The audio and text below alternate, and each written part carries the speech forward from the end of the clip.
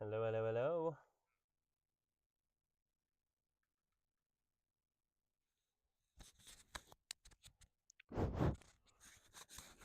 Hello, hello, hello.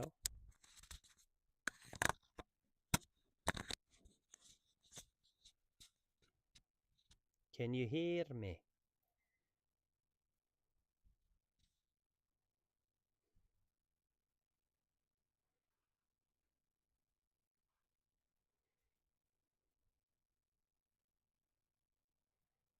Hmm.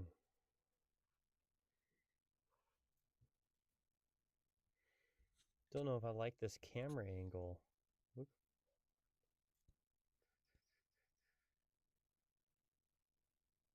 Hmm, hmm, hmm.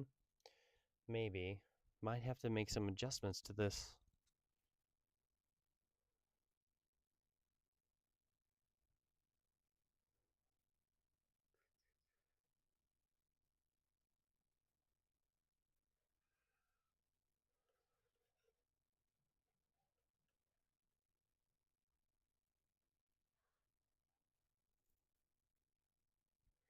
Boom, boom. Hello? Hello? Can you hear me?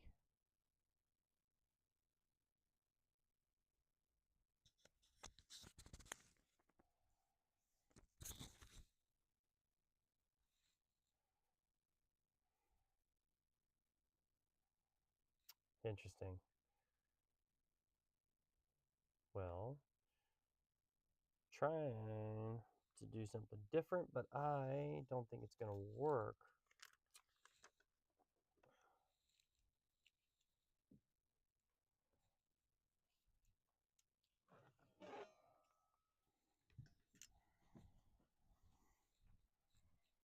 Hope you'll just bear with me a moment here.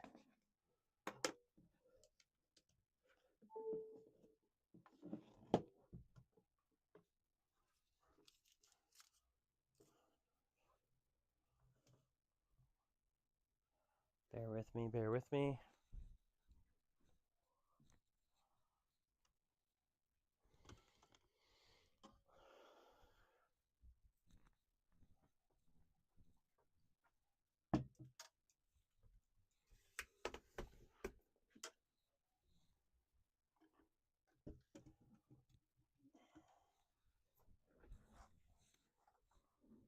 Hello.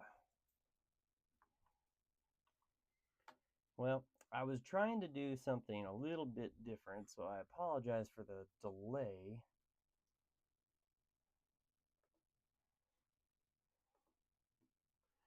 But I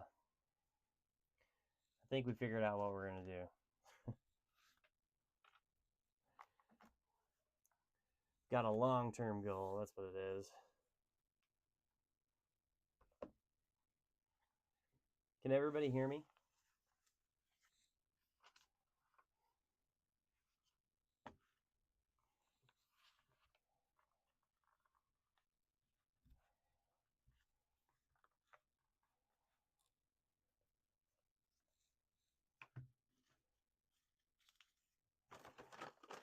Or is there an issue with that too right now?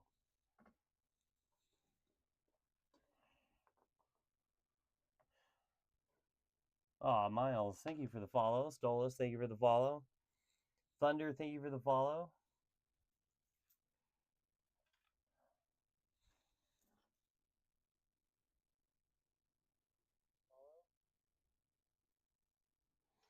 Welcome, Eric. Ba ba ba.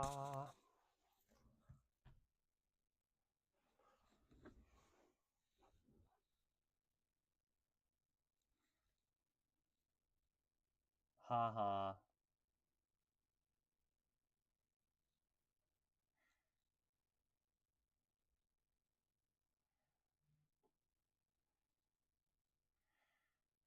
Very clever.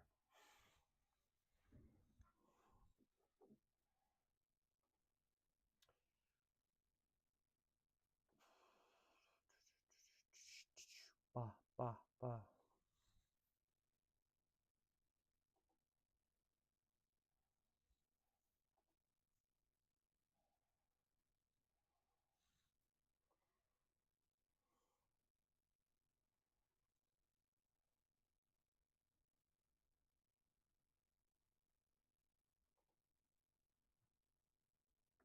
Welcome, Nick. Ooh. Hello, hello, hello.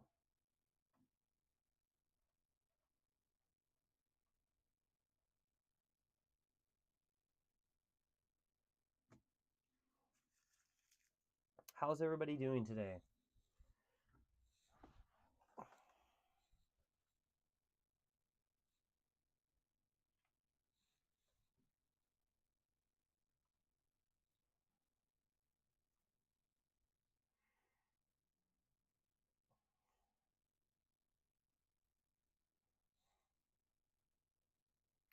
I was trying to do something a little bit different where I was actually going to do this from my sound booth. Um, but that ended up not working very well shortly after and you can't see it, but I broke one of my cable ends in trying to get that set up. And so now we're just doing this kind of normal. We've done it before.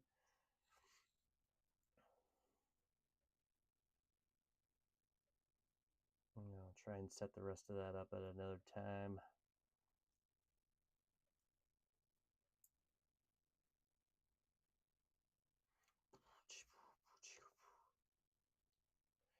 Gizmo, welcome.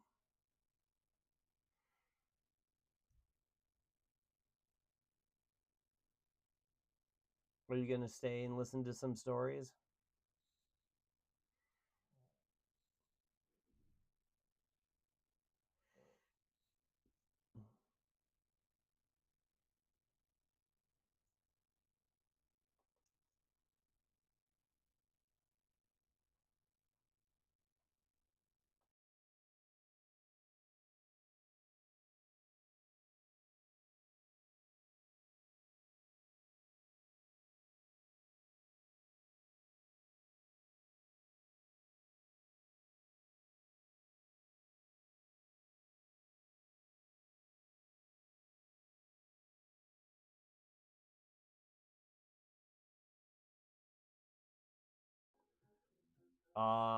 That's fair.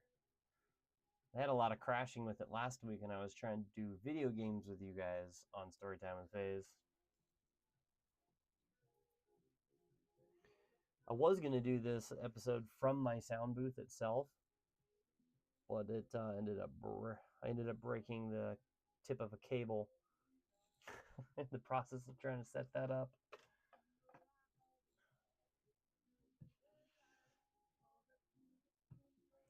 Oh, I wonder if it's TikTok itself or if it's weather related.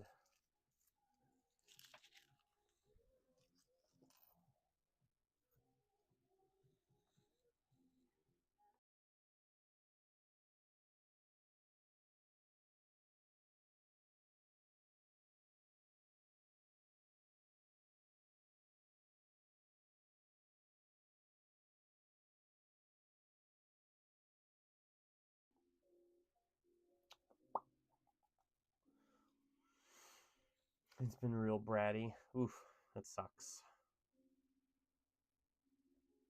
Wow. Oh, that's interesting. Yeah, it's been raining here pretty much the whole day as well. It's not been as windy. Yesterday was horribly windy, though. It was so bad. So bad. I'm going to get started here in just a couple more minutes.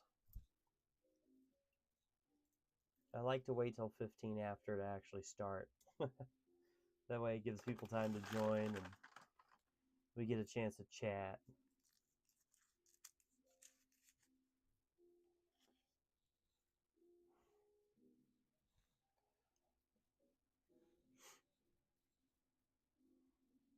Wah. Oh no, I dropped it. Yeah.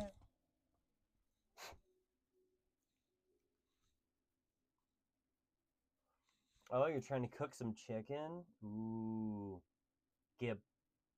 Gimme. Give me the chicken. Give it to me. Ah.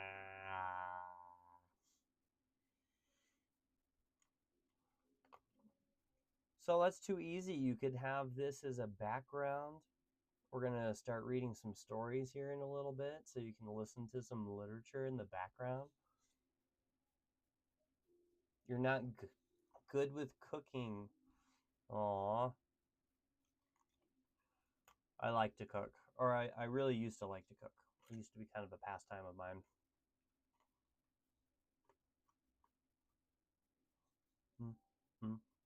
Oh yeah, just a couple more minutes and we'll start.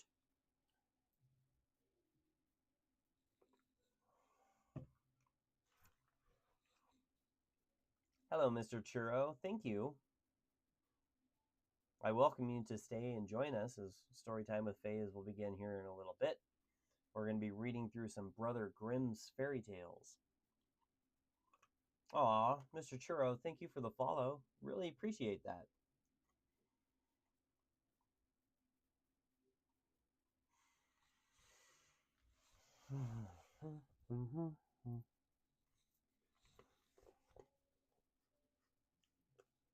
What do you struggle with about what do you struggle about with cooking, Gizmo?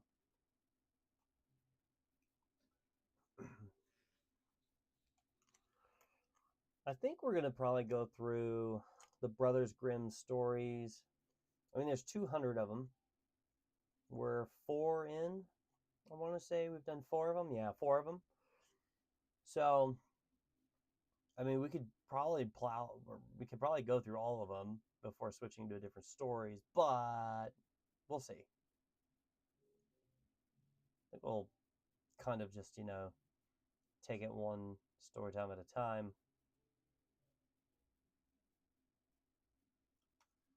I'm really hoping for Friday's story time, when we do video game story time, that I can get the that Mercury Abbey game to work. But I fear it might be my computer. Just a couple more minutes and then we will get started. Wah, wah, wah, wah, wah.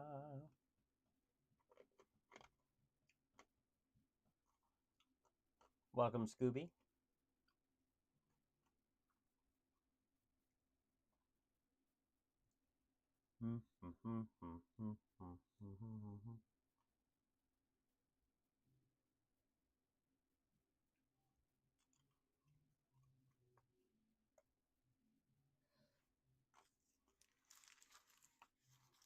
How's Mr. Churro? What's Mr. Churro up to?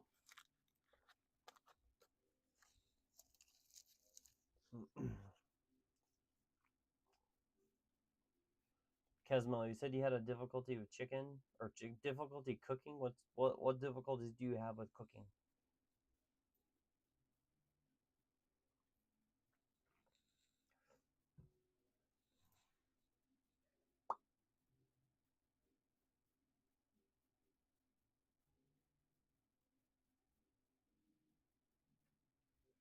Wow. Well,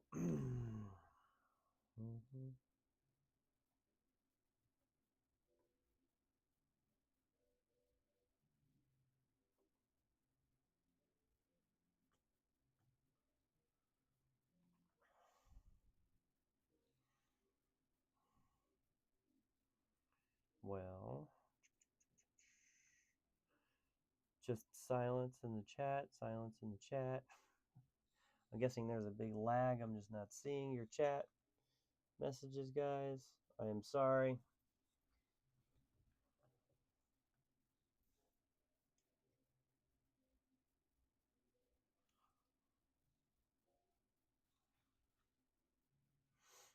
Alrighty. I think. Why? Why?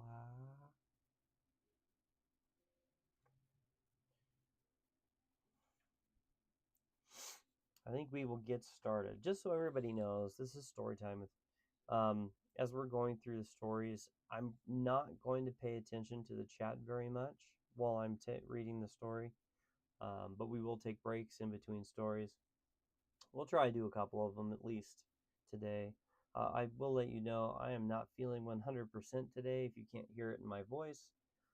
So just bear with me and we'll get through this all together and we'll have fun. Hello, Scooby.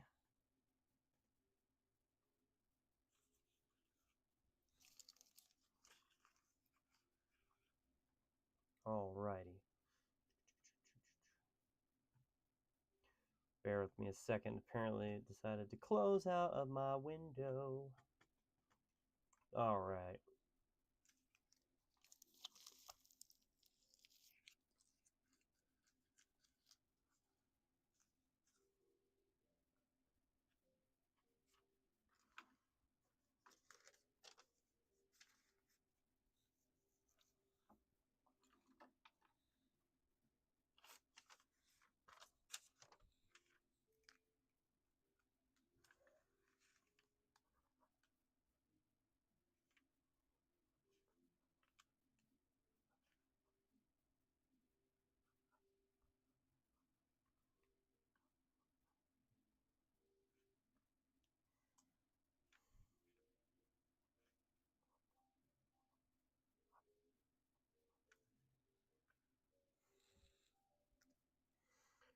Alright. Aw, thank you, Scooby. I appreciate it. Welcome to Storytime with Phaze. Today we will be telling the story of the youth who went forth to learn what fear was by Jacob and Wilhelm Grimm. Let's get started. A certain father had two sons, the elder of whom was smart and sensible and could do everything, but the younger was stupid and could never But the younger was stupid and could neither learn nor understand anything. And when people saw him, they said, "There's a fellow who will give his father some trouble." When anything had to be done, it was always the elder who was forced to do it. But if his father bade him fetch anything when it was night with late, let's say that again. But if his father bade him fetch anything when it was late or in the night time, and the way led through the churchyard or any other dismal place, he answered, "No, no, father, I'll not go there. It makes me shudder." For he was afraid. Or when stories were told by the fire at night, which made the flesh creep, the listener sometimes said, "Oh, it makes us shudder." The younger sat in a corner and listened with the rest of them. Ha ha! I found a spelling mistake or a grammar mistake on this page, hence why I kept reading like that. Let's start that back. The listener sometimes said, "Oh, it makes us shudder." The younger sat in a corner and listened with the rest of them and could not imagine what they could mean. "They are always saying it makes me shudder. It makes me shudder." "It does not make me shudder." Though thought he, "that too must have an art of which I understand nothing." Now it came to pass that his father said to him one day, "Hearken to me, thou fellow in the corner there. Thou art growing tall and strong, and thou too must learn something by which thou canst earn thy living. Look how thy brother works. Thou dost not even earn thy salt." "Well, father," he replied, "I am quite willing to learn something. Indeed, if it could be but managed, I should like to learn how to shudder. I don't understand that at all yet." The elder brother smiled when he heard that and thought to himself, "Good God, what a blockhead. Good God, what a blockhead that brother of mine is. He will never learn to be good for anything as long as he lives. He who wants to be a sickle must bend himself betimes." The father sighed and answered him, Thou shalt soon learn what it is to shudder, but thou wilt not earn thy bread by that.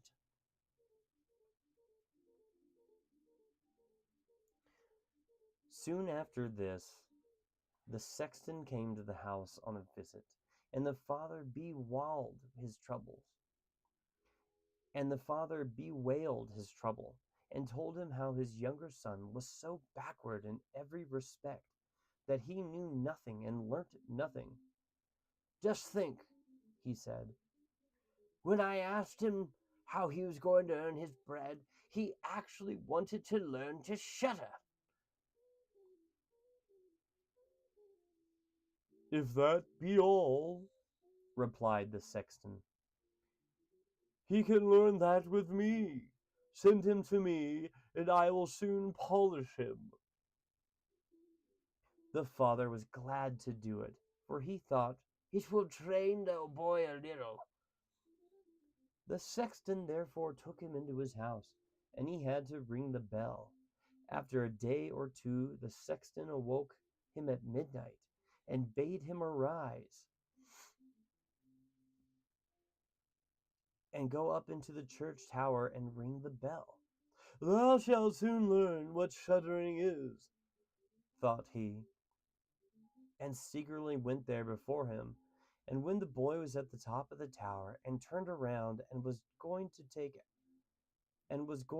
take hold of the bell rope, he saw a white figure standing on the stairs opposite the sounding hole. Who's there? Cried he, but the figure made no reply and did not move to stir. Give an answer, cried the boy, or take thyself off.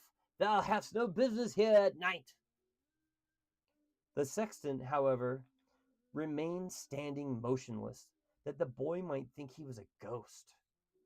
The boy cried a second time, What do you want here? Speak if thou art an honest fellow, or we'll throw thee down the steps. The sexton thought, he can't intend to be as bad as his words, uttered no sound, and stood as if he were made of stone. Then the boy called to him for the third time, and as that moment to no purpose, he ran against him and pushed the ghost down the stairs, so that it fell down 10 steps and remained lying there in a corner. Thereupon he rang the bell, went home, and without saying a word went to bed and fell asleep. The sexton's wife waited a long time for her husband, but he did not come back.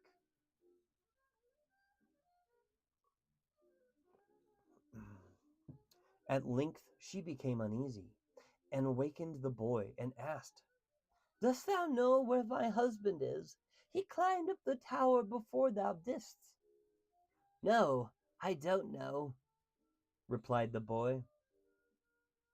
But someone was standing by the sound hole on the other side of the steps, and as he would neither give an answer nor go away, I took him for a scoundrel and threw him down the stairs. Just go there and you will see if it was he. I should be sorry if it were. The woman ran away and found her husband, who was lying moaning in the corner and had broken his leg. She carried him home, and then with loud screams she hastened to the boy's father. Your boy, she cried, has been the cause of great misfortune. He has thrown my husband down the steps and made him break his leg. Take the good-for-nothing fellow away from our house. The father was terrified and ran thither and scolded the boy. What wicked tricks are these? Said he. The devil must have put this into thy head. Father, he replied, do listen to me. I am quite innocent. He was standing there by night like one who is intending to do some evil. I did not know who he was, and I entreated him 3 times either to speak or to go away. Ah, said the father, I have nothing but happiness with you. Go out of my sight, I will see thee no more. Yes, father, right willingly. Wait only until it is day. Then will I go forth and learn how to shudder, and then I shall, at any rate, understand one art which will support me. Learn what thou wilt, spake the father. It is all the same to me. Here are 50 thares for thee. Take these and go into the wide world, and tell no one from whence thou comest, and who is thy father. For I have reasons to be ashamed of thee. Yes, father, it shall be as you will. If you desire nothing more than that, I can easily keep it in mind.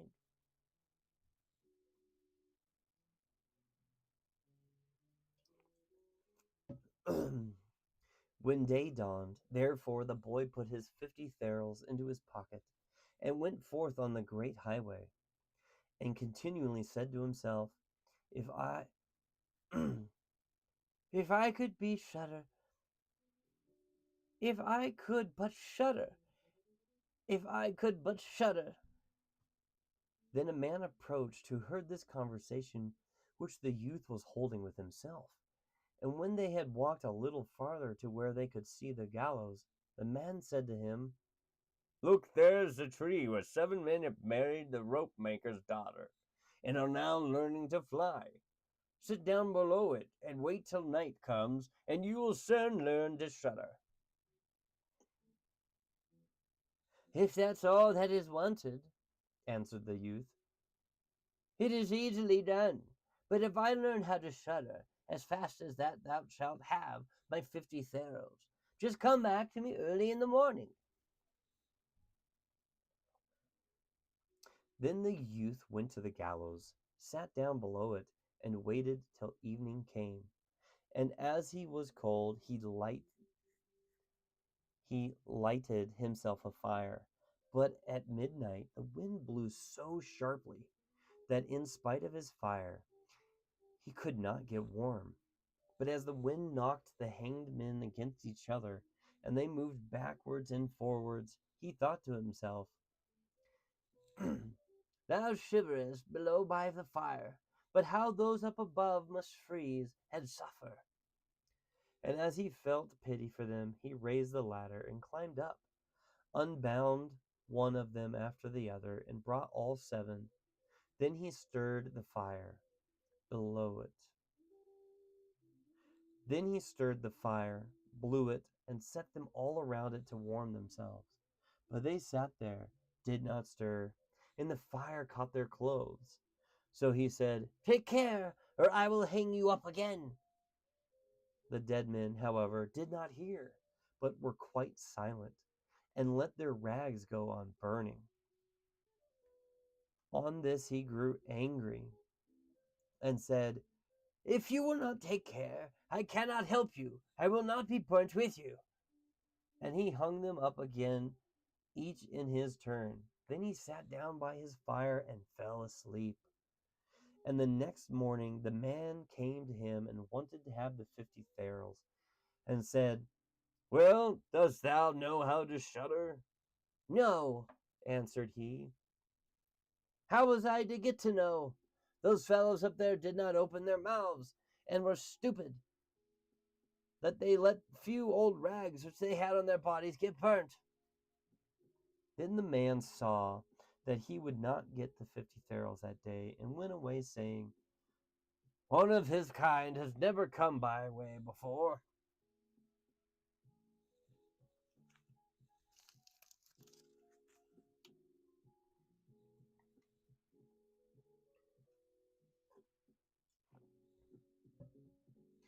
The youth likewise went his way, and once more began to mutter to himself, Ah, if I could but shudder!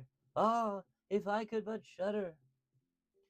A wagoner who was striding behind him heard that, and asked, Who are you? I don't know, answered the youth. Then the wagoner asked, From whence come thou? I don't know. Who is thy father?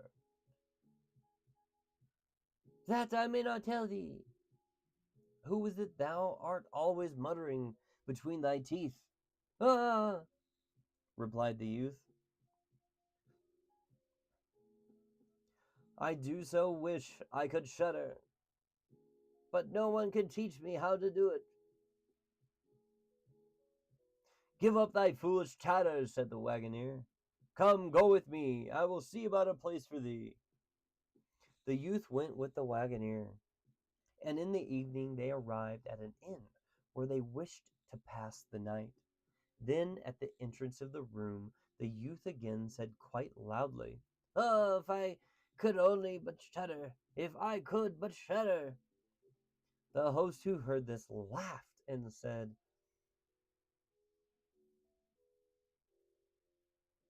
If that is your desire, there ought to be a good opportunity for thee here.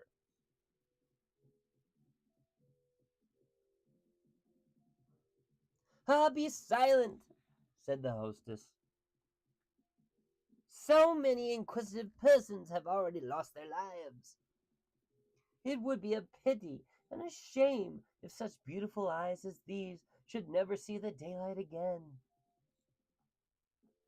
But the youth said, However difficult it may be, I will learn it, and for this purpose indeed have I journeyed forth.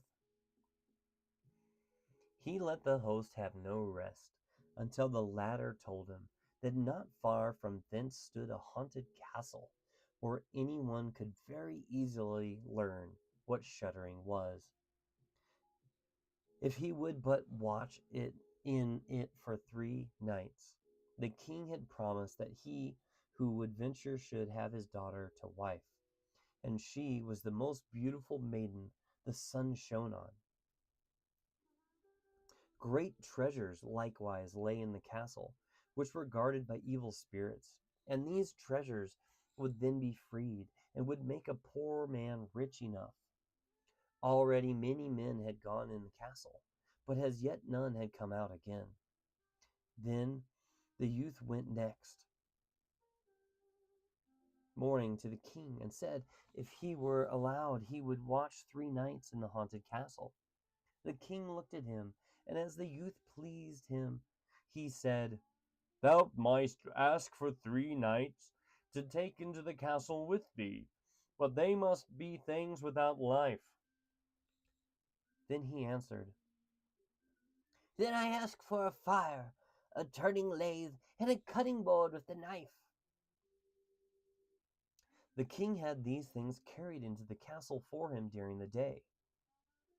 When night was drawing near, the youth went up and made himself a bright fire in one of the rooms, placed the cutting board and knife beside it, and seated himself by the turning lathe. Ah, if I could but shudder, said he, but I shall not learn it here either.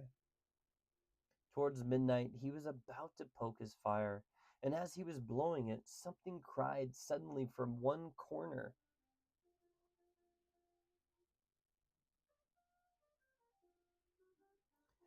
Ah, meow! How cold we are!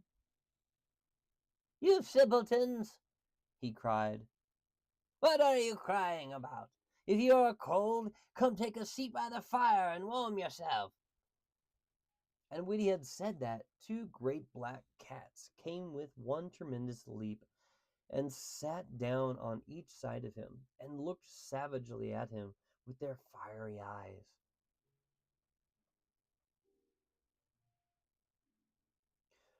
After a short time, when they had warmed themselves, they said, Comrade, shall we have a game of cards? Why not?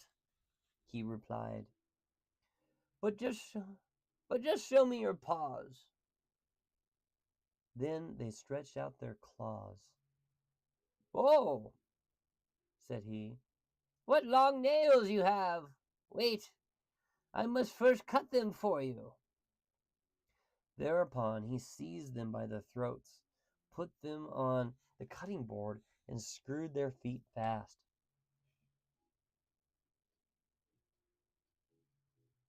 I have looked at your fingers, said he, and my fancy card playing has gone. And he struck them dead and threw them out into the water.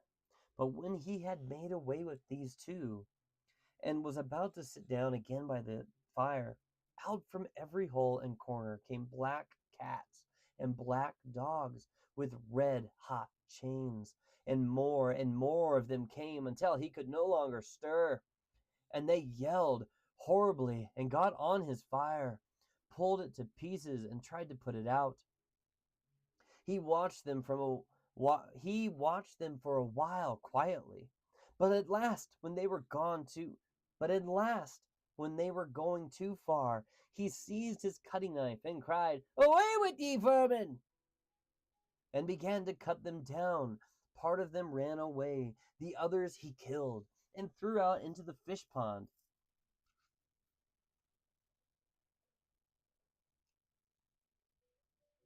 Sorry, the thingy flashed out. I lost my spot.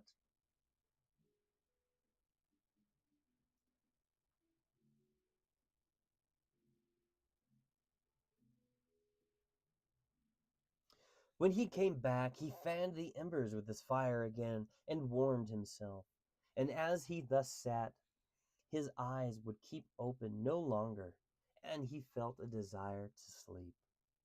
Then he looked around and saw a great bed in the corner. "That is the very thing for me," he said, and got into it.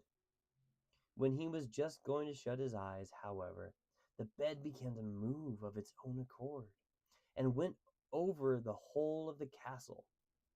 "That's right," he said, "but go faster." Then the bed rolled on as if 6 horses were harnessed to it, up and down, over thresholds and steps, but suddenly, hop, hop, it turned over upside down and lay on him like a mountain. But he threw quilts and pillows up in the air, got out and said, Now any one who likes may drive," and lay down by his fire and slept till it was day. In the morning the king came, and when he saw him lying there on the ground, he thought the evil spirits had killed him, and he was dead. Then he said, After all, it is a pity. He is a handsome man. The youth heard it, got up, and said, "It was not come to that yet." Then the king was astonished, but very glad, and asked how he had fared. "Very well indeed," answered he. "One night is past. The 2 others will get over likewise." Then he went to the innkeeper, who opened his eyes very wide, and said, "I never expected to see thee alive again. Hast thou learnt how to shudder yet?" "No," he said, "it is all in vain. If someone would but tell me." The second night he again went up into the old castle, sat down by the fire, and once more began his old song, "If I could but shudder." When midnight came, an uproar and noise of tumbling about was heard. At first it was low, but it grew louder and louder. Then it was quiet for a while, and at length, with a loud scream, half a man came down the chimney and fell before him. "Hello!" cried he.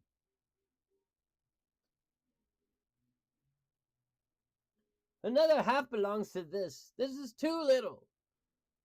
Then the uproar began again. There was a roaring and howling, and the other half fell down likewise. "Wait," he said. "I will just blow up the fire a little for thee." When he had done that and looked round again, the 2 pieces were joined together, and a frightful man was sitting in his place. "That is no part of our bargain," said the youth. "The bench is mine." The man wanted to push him away. The youth, however, would not allow that, but thrust him off with all his strength and seated himself again in his own place. Then still more men fell down, one after the other.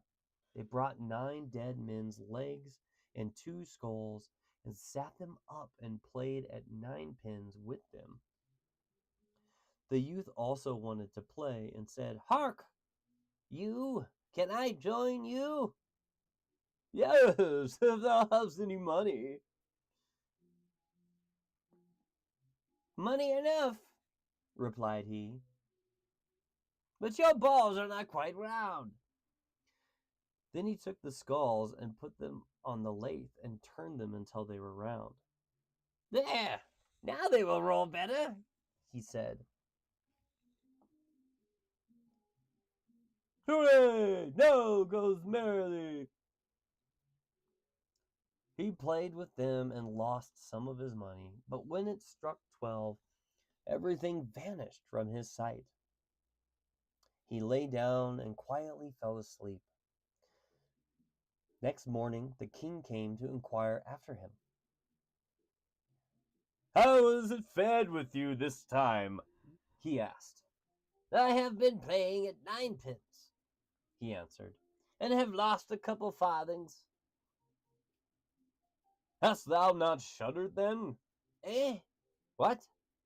said he. I've had made merry, if I did but know what it was to shudder." The third night he sat down again on his bench and said quite loudly, "If I could but shudder."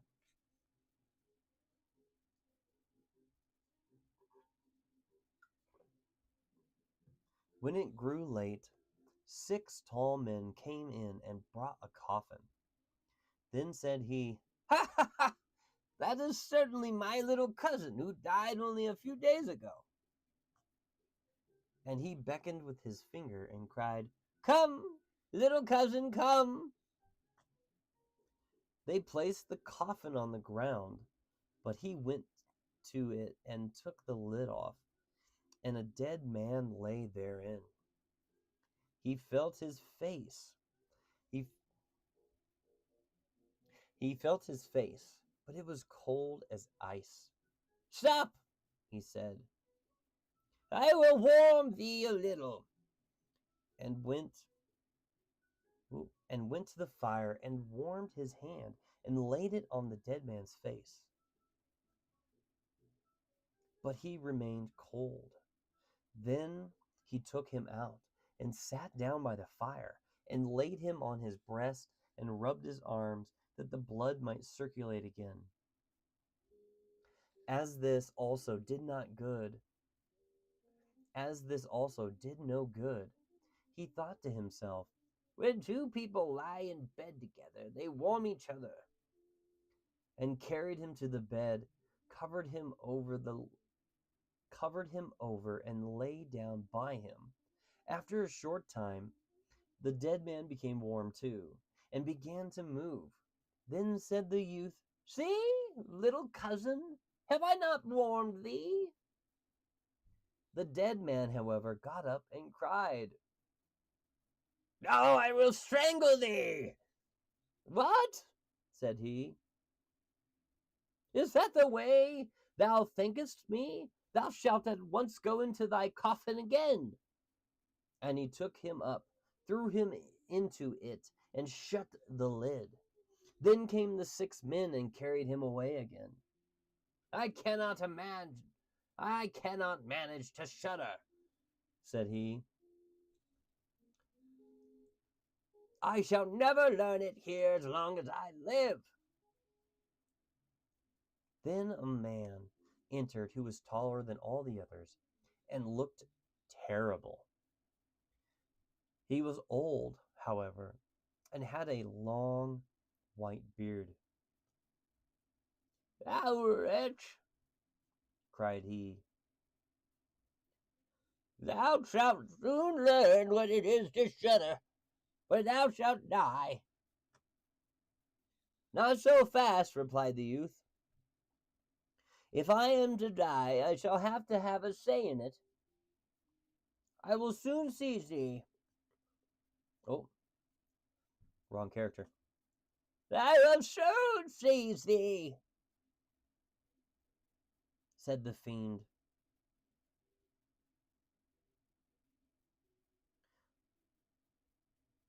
Softly, softly, do not talk so big. I am as strong as thou art, and perhaps even stronger. We shall see, said the old man. If thou art stronger, I will let thee go. Come, we will try. Then he led him by dark passages to a smith's forge, took an axe, and with one blow struck an anvil into the ground. I can do better than that, said the youth, and went to the other anvil. The old man placed himself near and wanted to look on, and as his white beard hung down, then the youth seized the axe, split the anvil with one blow, and struck the old man's beard in with it. Now I have thee, said the youth. Now it is thou who will die. Then he seized an iron bar and beat the old man till he moaned and inter.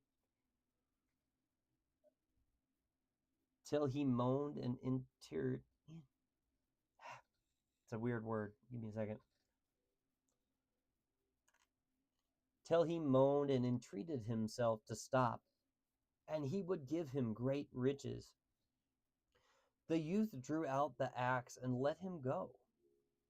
The old man led him back into the castle, and in a cellar showed him 3 chests full of gold. Of these, said he, one part is for the poor, the other for the king, and the third is thine. In the meantime it struck 12, and the spirit disappeared. The youth, therefore, was left in darkness. I shall still be able to find my way out, said he, and felt about, found the way into the room, and slept there by his fire. Next morning the king came and said, Now thou must have learnt what shuddering is. No, he answered. What can it be? My dead cousin was here, and a bearded man came and showed me a great deal of money down below, but no one told me what it was to shudder. Then, said the king, thou hast delivered the castle, and shalt marry my daughter. That is all very well, said he, but still I don't know what it is to shudder. Then the gold was brought up, and the wedding celebrated.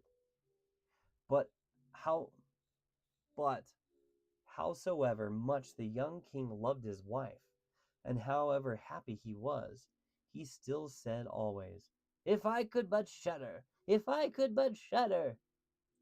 And at last she was angry at this. Her waiting maid said, I will find a cure for him. He shall soon learn what it is to shudder. She went out to the stream which flowed through the garden, and had a whole bucketful of gudgeons,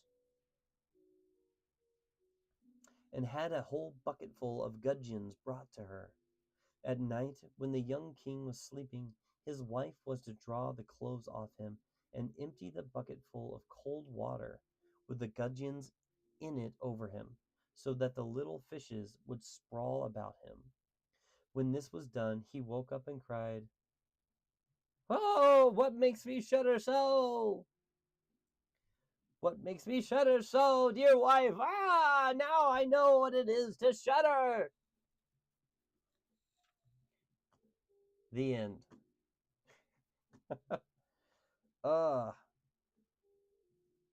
Thank you for struggling through that with me. There were some spots on that story that got me. And with me not feeling all that great, my voice is kind of like bleh. Oh, what do you guys think of that story? you guys have fun with that one?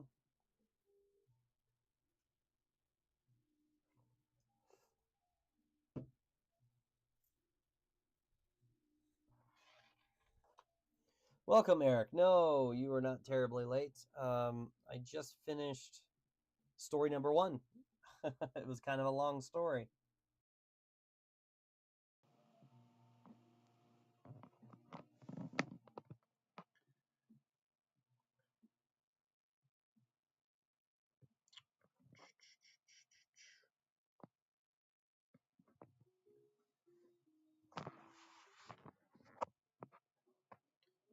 Uh-oh. Why is that not charging? Why are you not charging?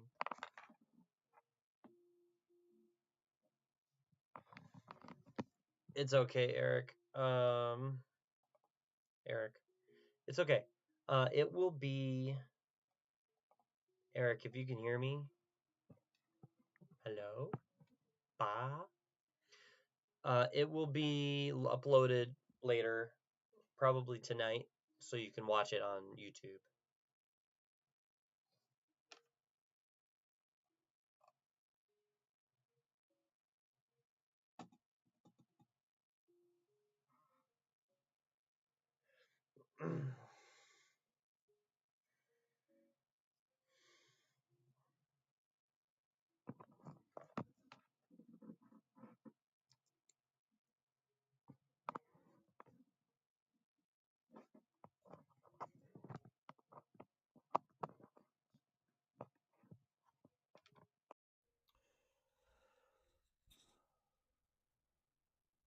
Ba ba ba ba ba ba.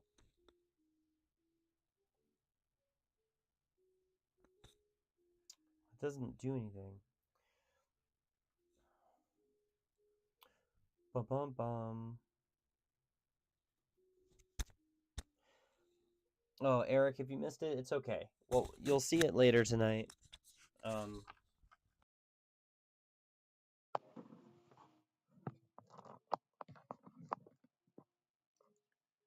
Can you hear me? Oh, there we go. The sound was not working. But you'll be able to see it later tonight. I'll edit this down and post it.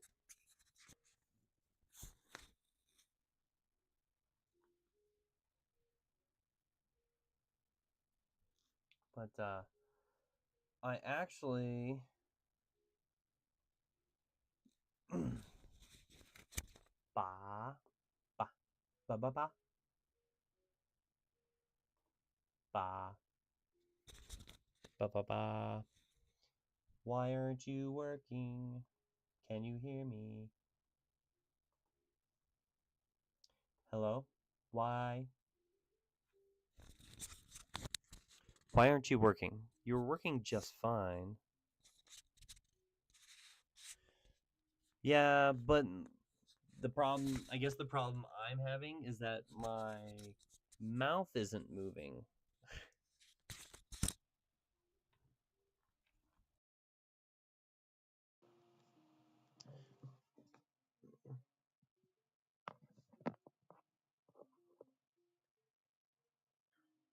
Can you still hear me? Ah.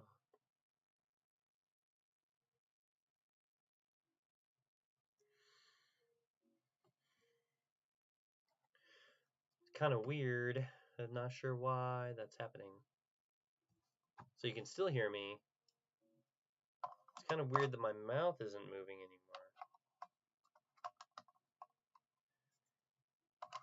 anymore. Well, I'm taking a small break. I've got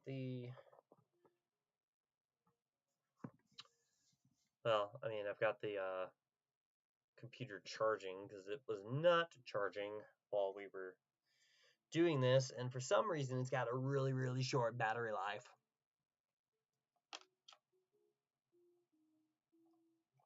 Bah.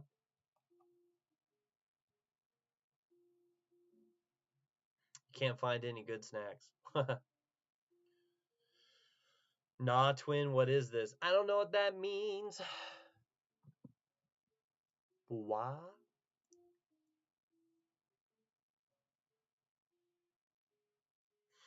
Oh, Well, those of you who did hear the story, what did you guys think of that one? I don't know any history behind that story, other than it was published a very long time ago. If you couldn't tell by some of the weird wording, verbiage, the grammar was not great.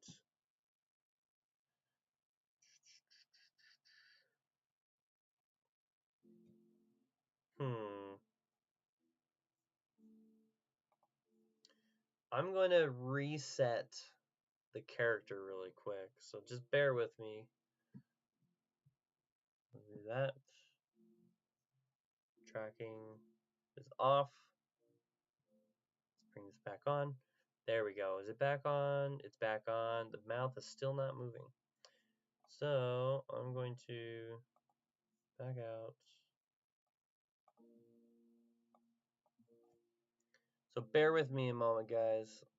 I've got to reset this because for some reason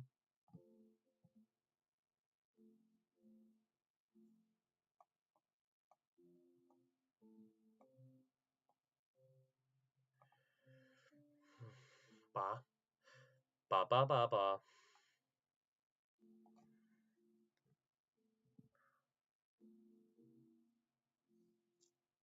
ba ba ba ba ba ba ba ba ba. Nope. It still is not working. Weird. Why?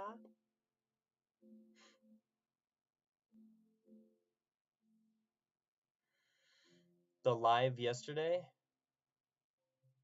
Oh, the question of the day. I got a phone call from my doctor, and I told everybody, "Hey, I'm really sorry. I gotta cut out really quick because I have a phone call that I've been waiting for from my doctor." And so I ended up ending the live early yesterday.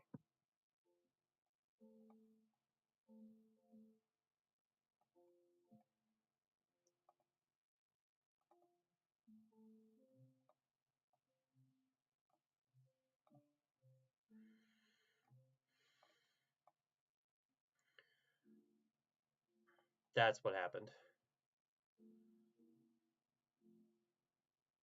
Yeah, was kind of a weird.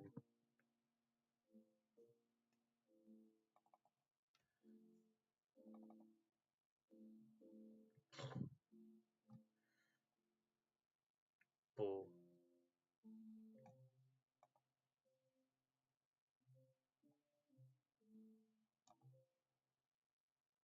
Ba ba ba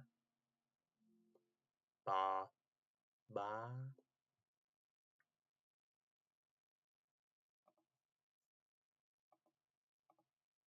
Well, now it seems to be working again. That was weird. Not exactly sure what was up with that.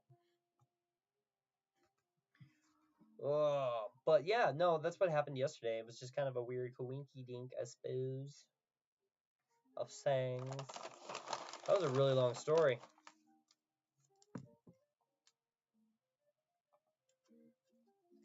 Boom, ba ba ba ba ba ba ba ba ba ba.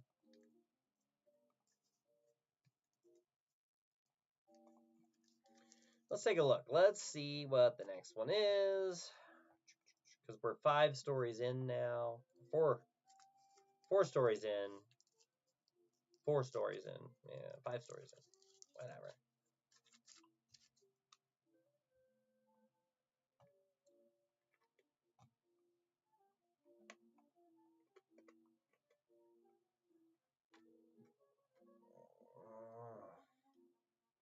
Those are really long. Oh, what was this one?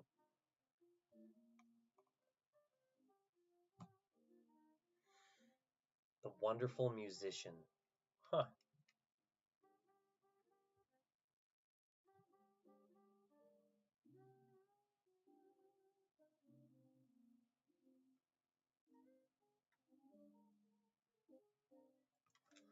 That's an interesting story. So maybe this one?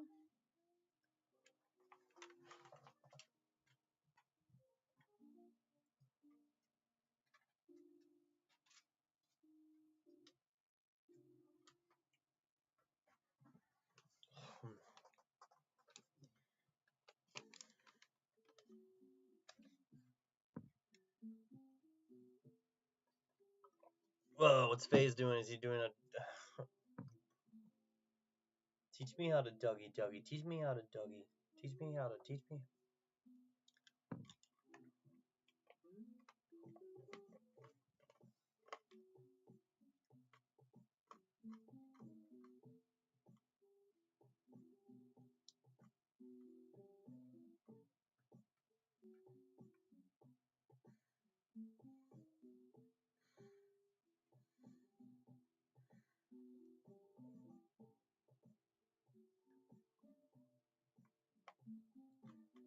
Mm-hmm. Snack version joined. Welcome, snack version. Uno, welcome. I'm actually in a bit of an intermission from the last story. If you missed the story, so story time with Phaze. If you missed the story, I'll have it edited up. This live will be up. Once we end this, it'll be up on YouTube. But the story itself will be edited down, and that'll be up either later tonight or tomorrow.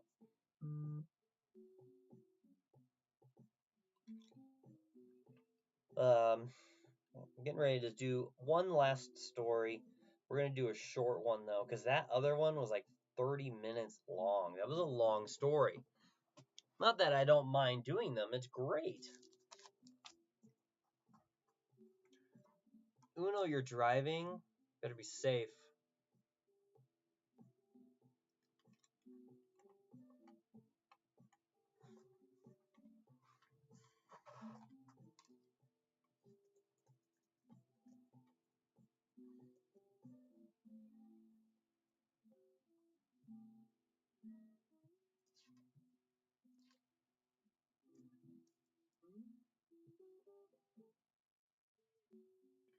But yeah.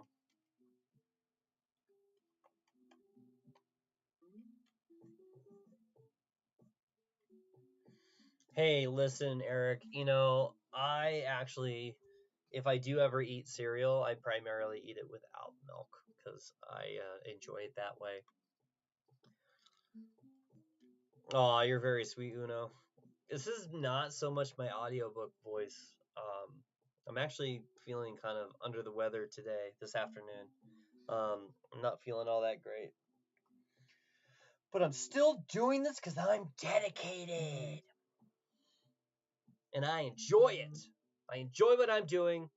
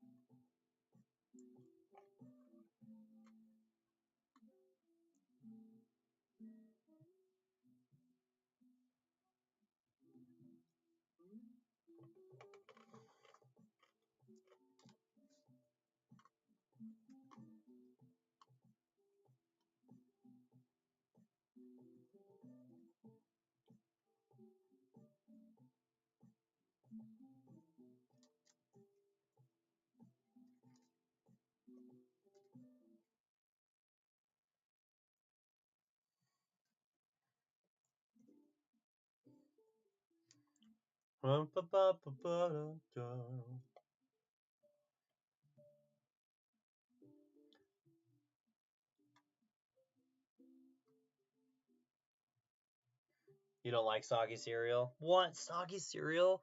Come on. Who doesn't love soggy cereal? No, I completely agree with you. Bleh, bleh, bleh.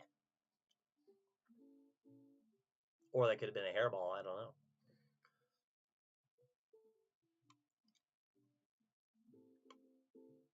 Oh, man. Boop a dop bop bop bop a da dee dee. Hairball for sure. Yeah, maybe. Maybe it was just a little hairball.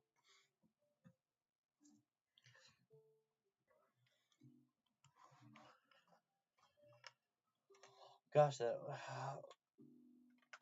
I'd like to see this show take off. It's very sweet that there's a few of you that are very consistent. I appreciate it. Why am I all sideways? So weird.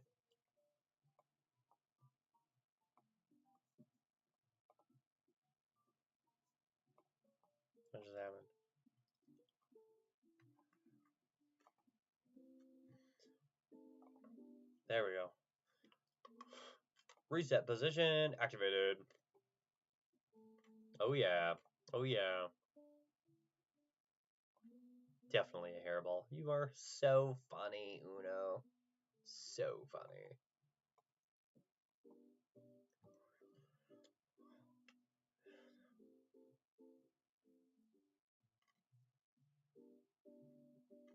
So this next one, this next story I think that we'll go through is also from the Brothers Grimm. Um,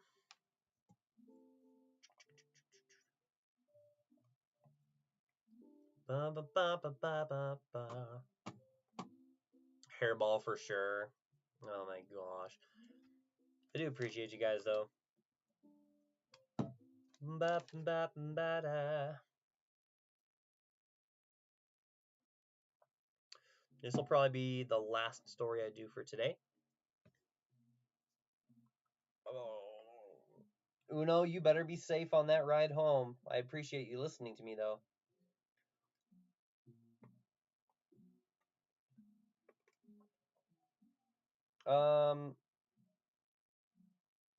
Uno, actually,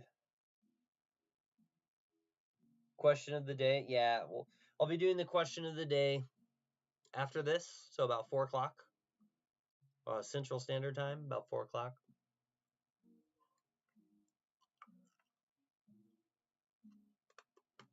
And then I'll make dinner. I was going to go for a run, but I don't think that's happening because it's pouring rain outside. Although that would be fine. I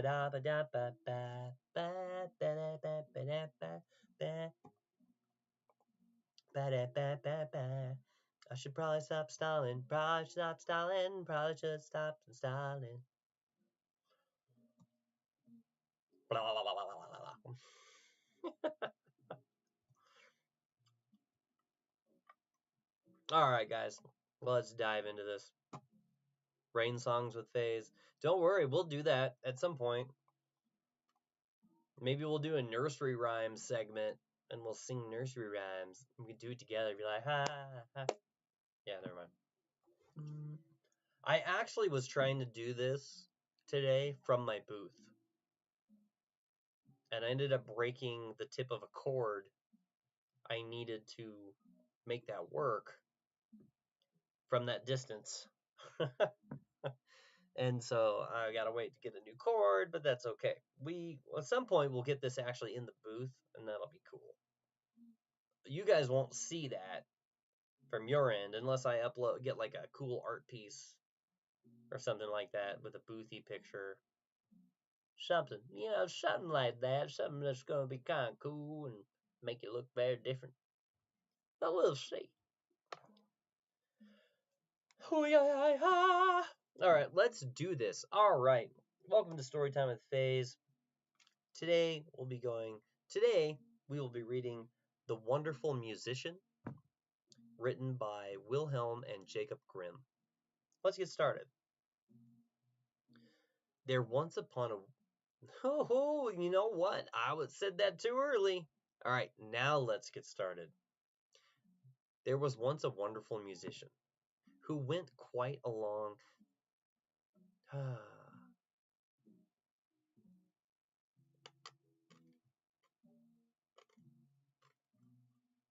We're going to start over.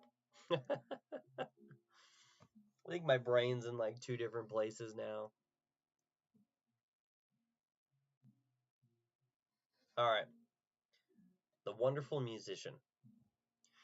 There was once a wonderful musician who went quite alone through a forest and thought of all the manner of things.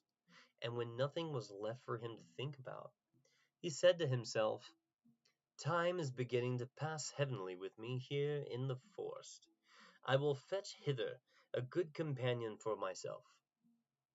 Then he took his fiddle from his back and played so that it echoed through the trees. It was not long before a wolf came trotting through the thickets towards him. "Ah, here is a wolf coming. I have no desire for him." Let's reread that. "Ah, here's a wolf coming. I have no desire for him." said the musician. But the wolf came nearer and said to him, "Ah, dear musician, I beautifully thought thou'st play. I should like to learn that too." I don't know if I like that voice.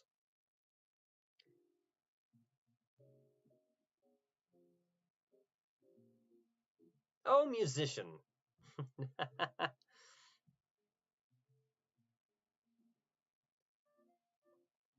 "Oh, musician," said the wolf, "I will obey." No. Okay, we're going back. That's my rewind voice. That's my rewind sound.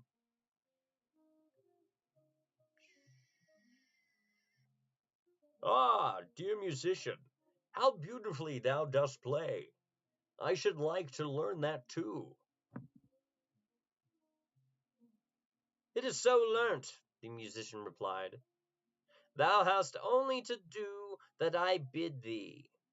"O musician," said the wolf, "I will obey thee as a scholar obeys his master." The musician bade him follow, and when they had gone part of the way together, they came to an old oak tree, which was hollow inside, and cleft in the middle. "Look," said the musician, "if thou wilt learn the fiddle, put thy fore paw into this crevice."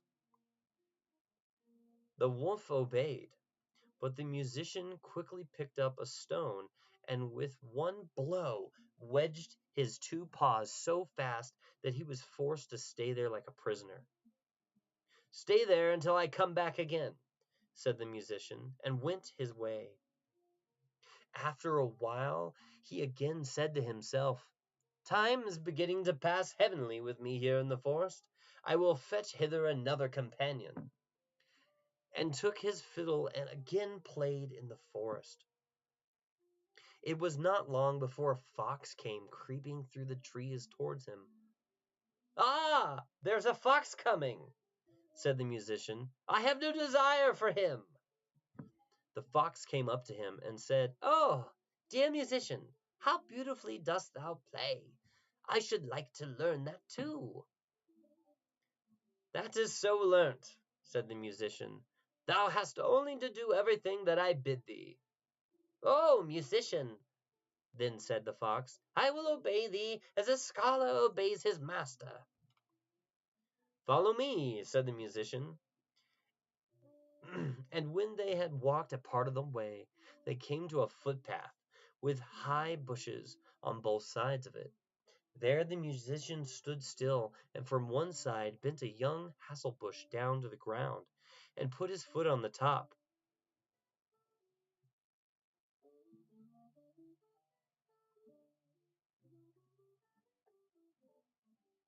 Then he bent down a young tree from the other side as well, and said, "Now, little fox, if thou wilt learn something, give me thy left front paw."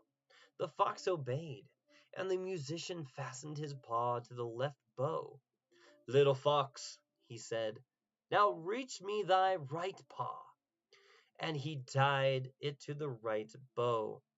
When he had examined whether they were firm enough, he let go, and the bushes sprang up again and jerked up the little fox, so that it hung struggling in the air. "Wait there till I come again," said the musician, and went his way.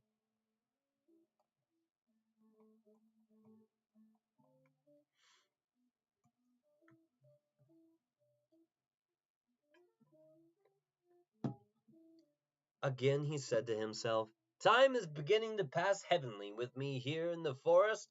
I will fetch hither another companion." So he took his fiddle, and the sound echoed through the forest.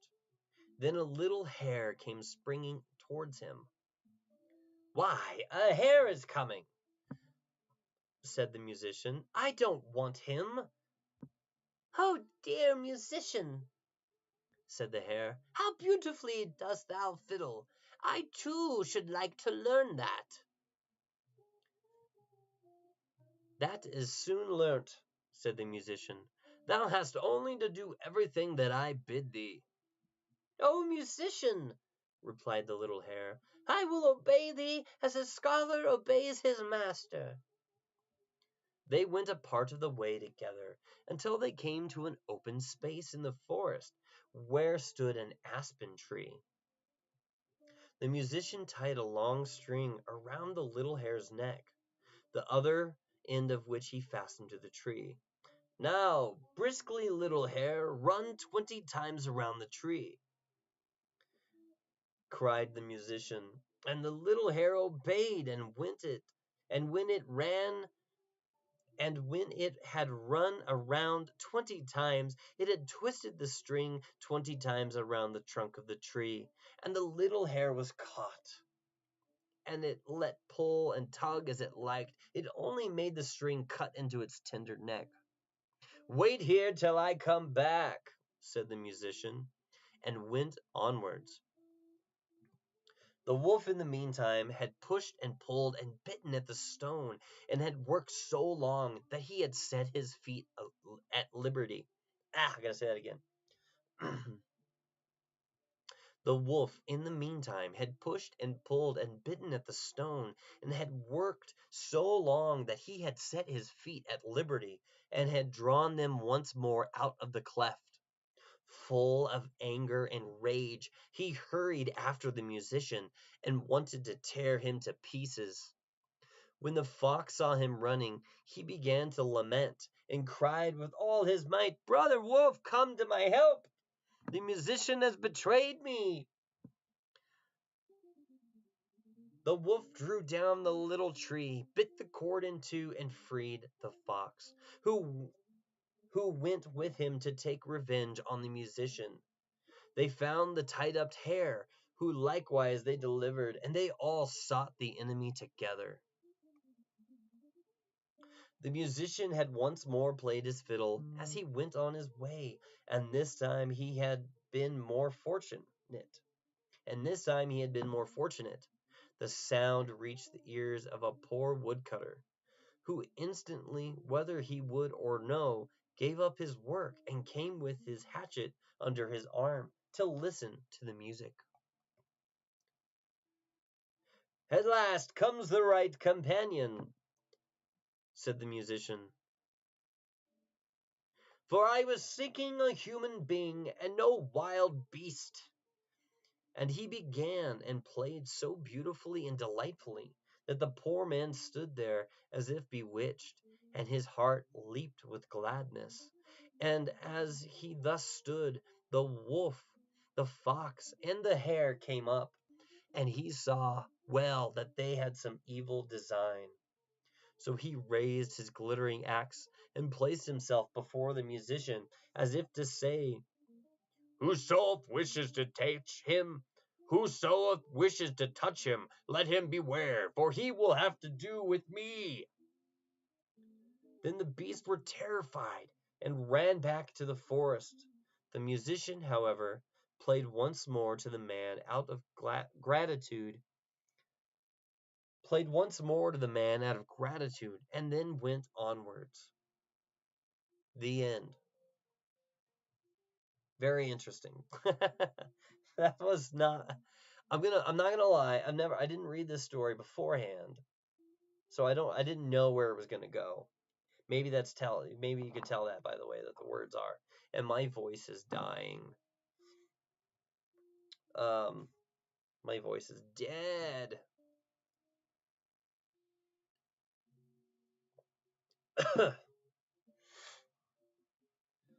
All right. I think I am going to jump off to try and rest my voice before question of the day. So I really appreciate and thank you all for logging on and joining us. I hope you will continue to support and check us out later. If you missed it, this will be up on YouTube shortly. The live will. If you want to just see the stories that were read, those will be edited and will be posted up later. So you can check back for those. There's different playlists on the YouTube account where you can see these. But other than that, thank you all.